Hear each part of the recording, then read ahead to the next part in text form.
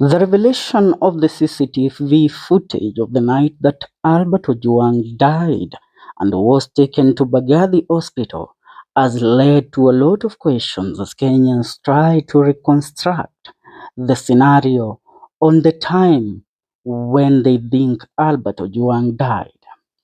Now, the question that have been brought up have all led to inaccuracies that are all showing up in the Occurrence book or the OB when Albert OJWANG was booked at Nairobi Central Police Station.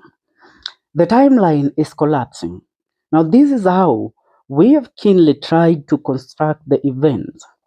On Saturday, June 7th afternoon, Albert is arrested by DCI officers while having lunch at his father's home in Omabi. He is briefly held at Mawego police station, then driven toward Nairobi. While in transit, he calls friends to say he has been arrested. Saturday, about 9:24 p.m., Albert makes another call, this time to his wife. He says he has arrived in Nairobi and is being taken to Central Police Station. Saturday, 9:40 p.m. 16 minutes later, friends rush to Central Police Station. Officers confirm Albert is there, but no one is allowed to see him. Then, silence. On Sunday, about 1:35 a.m., new CCTV evidence. A surveillance camera captures police carrying Albert's lifeless body into Bagathi Hospital. That means Albert was already dead or near death by this time.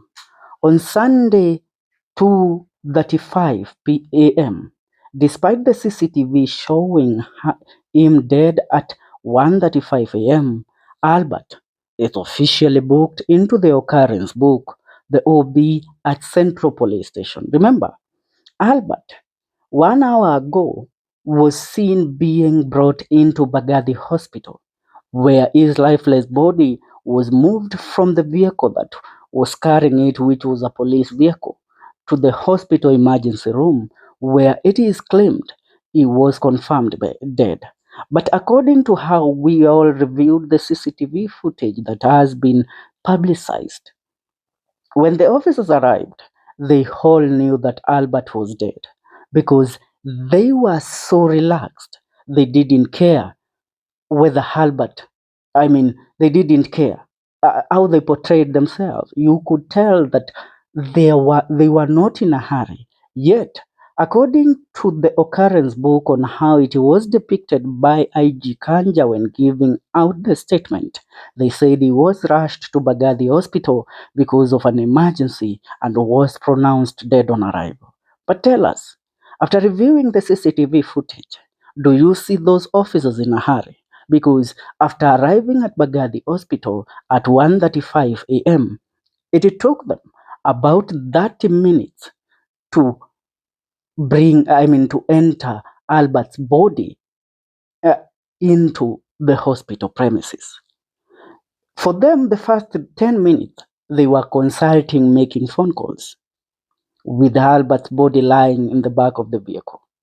Now, 10 minutes later, that is when they enters into the hospital, comes with the stretcher to carry Albert's body out to the hospital. After bringing the stretcher, they stayed there near the vehicle for another 10 minutes before they could put Albert's body on the stretcher and then push it into the hospital. Now, that was about 1:35 a.m. Now, the same night, on Sunday, at about 2:35 a.m., 1 hour later, despite the CCTV footage showing him dead at 1:35, Albert is officially booked into the Occurrence book, the OB, at Central Police Station as alive. So who is fooling who? As we try to reconstruct the events of the said night, all that we can come up with is the police are playing a cover-up game. On Sunday, about 3:45 a.m., About 1 hour 10 minutes later, after the 1 hour 10 minutes later, about 70 minutes later, it's when now he is entered into the OB again, this time as dead. Yet, at 1:35 a.m., when he arrived at Bagathi Hospital, we all saw Albert dead. So, what's the problem here? Number one, if Albert was already being carried into Bagathi at 1:35 a.m., why was he booked as alive an hour later at 2:35 a.m. at Nairobi Central Police Station? Number two, if he called his wife at 9:24 p.m. saying he was at Central Police Station, why the 5-hour delay in OB entry?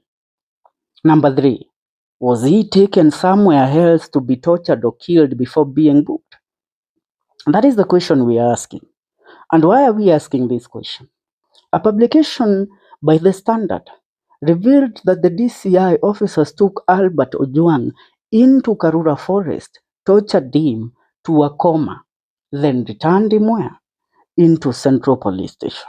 Because one thing that remains clear here is that Albert OJWANG was not beaten or tortured at Nairobi Central Police Station.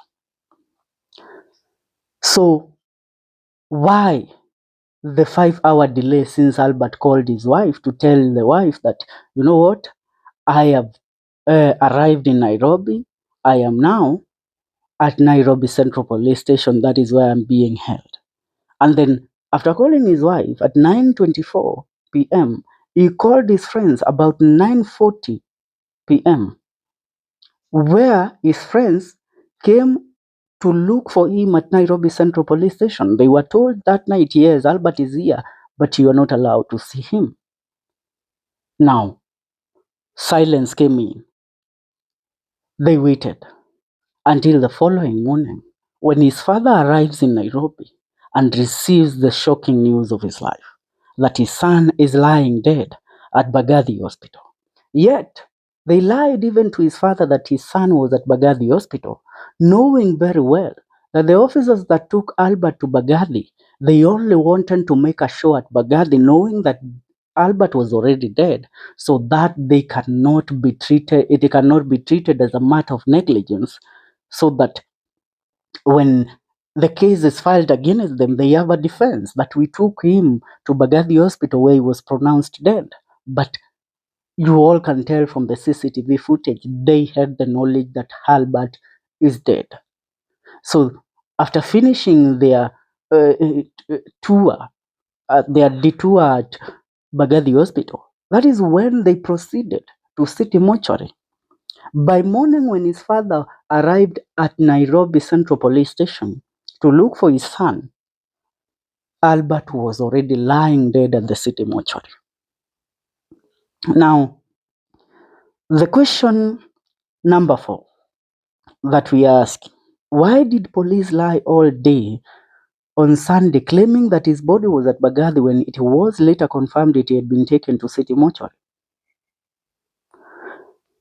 The only conclusion that we can come up with in the case of Albert OJWANG is that the young man was killed, and they killed him about hours before proceeding with his body to Bagathi Hospital, and they tried now to use the time that they had to cover up, to create a cover-up story so that they can all shield themselves from prosecution.